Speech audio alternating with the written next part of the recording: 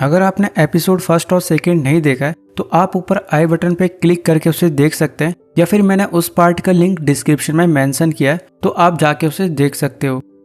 Video शुरू करने से पहले अगर आपने अभी तक इस चैनल को सब्सक्राइब नहीं किया तो ऐसे ही मूवीज और सीरीज एक्सप्लेनेशन वीडियोस के लिए आप इस चैनल को सब्सक्राइब कर सकते हो।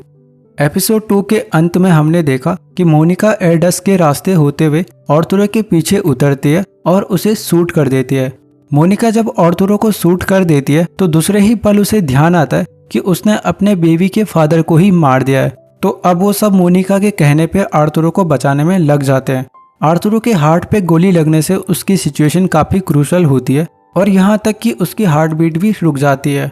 किसी तरह शॉक देने के बाद उसकी हार्ट बीट वापस आ तो जाती है, लेकिन तुरंत ही उसे हॉस्पिटल नहीं पहुंचाया तो फिर उसकी मौत हो जाएगी। और अगर इन्होंने आर्थुरो को बाहर भेजा तो फिर कर्नल तमायो को इनके ऊपर अटैक करने की वजह मिल जाएगी कि पहले रॉबर्ट्स ने हॉस्टेजेस पे अटैक किया था, तो फिर इन्हें मजबूरी में आर्मी को अंदर भेजना पड़ा।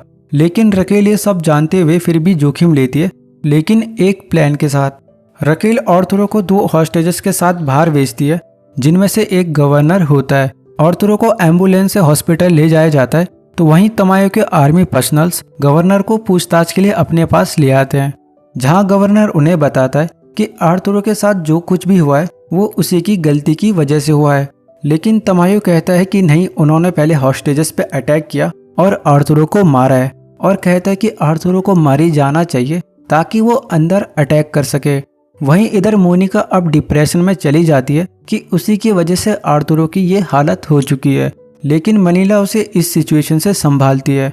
अब एक फ्लैशबैक सीन दिखाया जाता है जहां बर्लिन राफेल की उसकी पहली चोरी की प्लानिंग कर रहा होता है कि कैसे वो कासल से असली सोना चुरा के वहां पे फेक ऑर्नामेंट्स रखेंगे और इसका किसी को पता भी नहीं चलेगा। तो अब राफेल को अपनी हैकिंग स्किल्स दिखानी होगी और सिक्योरिटी सिस्टम को हैक करना होगा।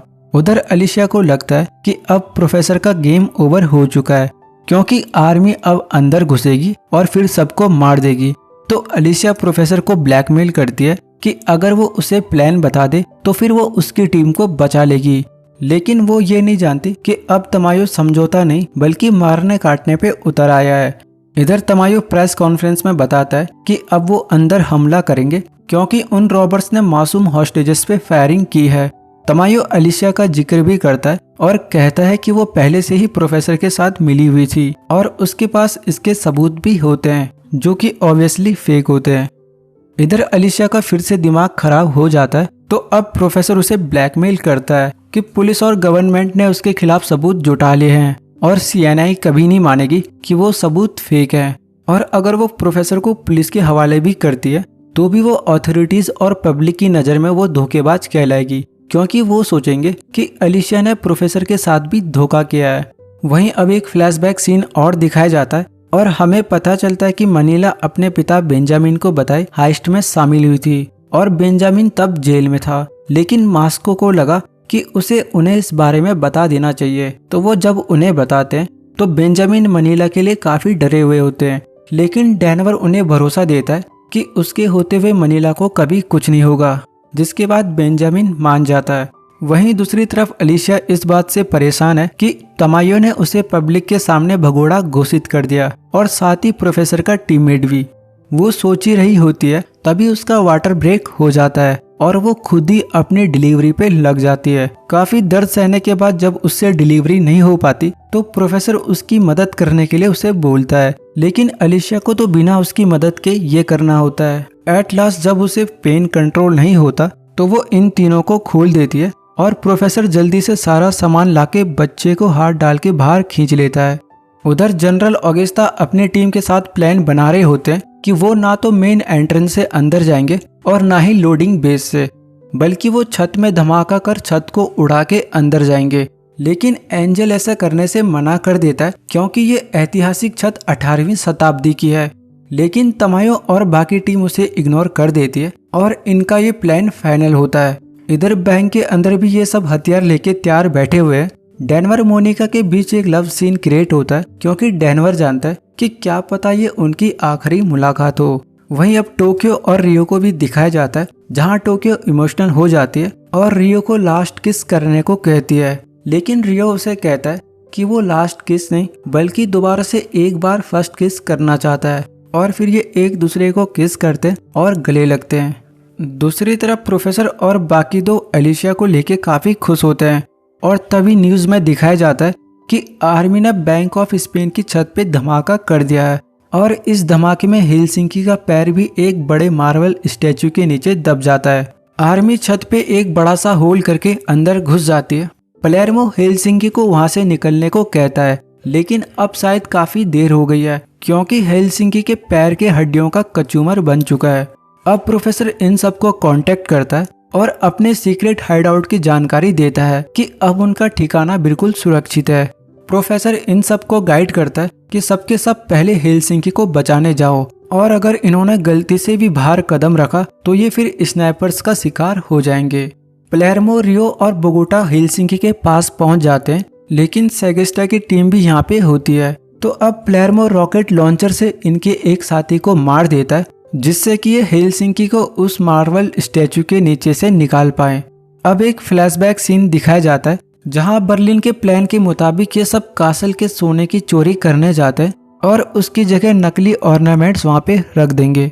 बर्लिन के प्लान के मुताबिक राफेल पियानो ट्यूनर बनके गार्ड के एक्सेस कार्ड को कॉपी कर लेता है और बाकी काम टाटियाना करेगी जिसका वहाँ पे कॉन्सर्ट होता है, तो वो सबको बिजी रखेगी।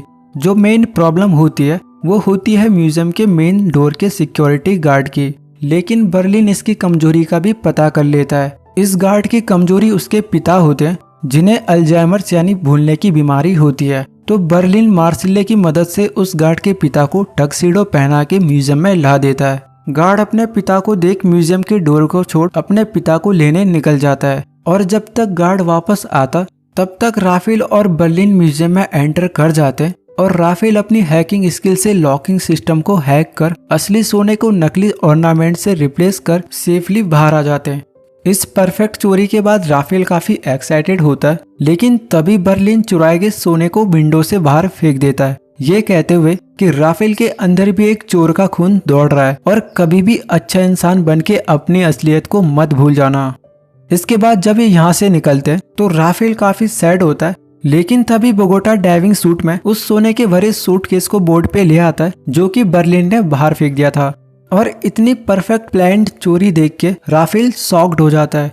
ये देख बर्लिन उसे समझाता है कि तुम्हें जो कुछ भी अपनी लाइफ में चाहिए उसे तुम चुरा के ही अपना बना सकते हो। इसके बाद सीन बैंक ऑफ स्पेन की तरफ शिफ्ट होता है जहां पलेर्मो और बोगोटा हेलसिंकी को उस मार्बल स्टैचू के नीचे से हटाने की कोशिश कर रहे हैं, लेकिन चूंकि स्टैचू बहुत भारी होता है तो बोगोटा और हेलसिंकी चाहते हैं कि वो पैर काट कर हेलसिंकी को उस स्टैचू से बाहर निकाले, लेकिन पलेर्मो ऐसा करने से मना कर देता है। तभी रियो का ध्यान पास की एक पिलर पे जाता है और रियो स्मोक ग्रेनेड की मदद से सेगेस्टा की टीम का ध्यान भटकाकर उस पिलर से हेलसिंकी के ऊपर पड़े स्टैचू को हटा देते हैं। इधर प्रोफेसर ये सोच के परेशान है कि रकेल ने आखिर गवर्नर को बाहर क्यों भेजा, तो रकेल प्रोफेसर को बताती है कि उसने गवर्नर की हथकड़ियों में माइक सेट किया था और इनके पास अब तमायो की रिकॉर्डिंग होती है जिसमें तमायो आर्थुरो के मरने की बात कह रहा है ताकि तब उन्हें अंदर अटैक करने की वजह मिल जाए।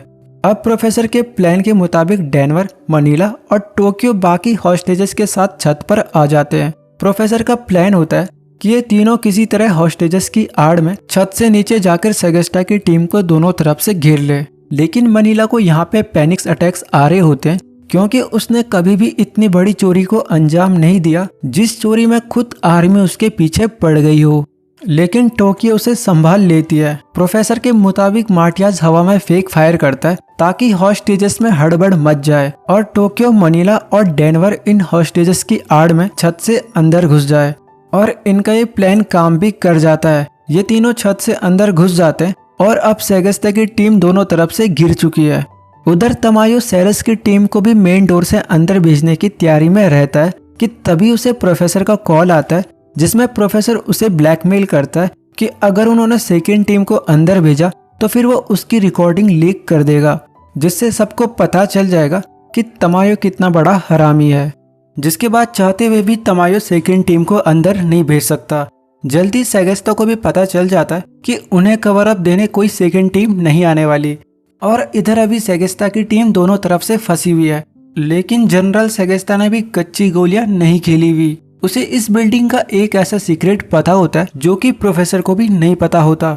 उसे इस बैंक का सीक्रेट लॉकिंग सिस्टम पता होता है जो कि सिर्फ गांडिया के फिंगरप्रिंट से ही चालू होता है। सेगेस्ता की टीम सरेंडर करने का नाटक करती है और ग्रेनेड को यूज कर अपने दोनों तरफ क्लियर कर देती है और गांडिया अपने फिंगरप्रिंट से लॉकिंग सिस्टम को ऑन कर देता है। जिसके बाद रियो, प्लेरमो, रकेल और मोनिका सिक्योरिटी लॉक की वजह से अपने साथियों से अलग हो जाते हैं और अब प्रोफेसर बाहर बचे टोक्यो, मनीला और डेनवर को ऑर्डर देता है कि वो तीनों के तीनों किचन में घुस जाएं। ये तीनों ऑर्डर को मानकर किचन में घुस तो जाते हैं, लेकिन अब सेगेस्ता की टीम किचन के बाहर ही खड़ी है और इधर ये चारों भी अंदर ही फंसे हुए हैं, तो ये भी इनकी हेल्प नहीं कर सकते। गांडिया किचन के बाहर से ही नैरोबी का जिक्र करते हुए कहता है कि वो टोक्यो को अपने साथ नर्क में बुला रही है और इसी इंटेंस माहौल में एपिसोड 4 का अंत होता है। दोस्तों, एपिसोड 5 भी जल्दी इस चैनल पे उपलब्ध हो जाएगा। तब तक के लिए आप मुझे इजाज़त दीजिए। धन्यवाद।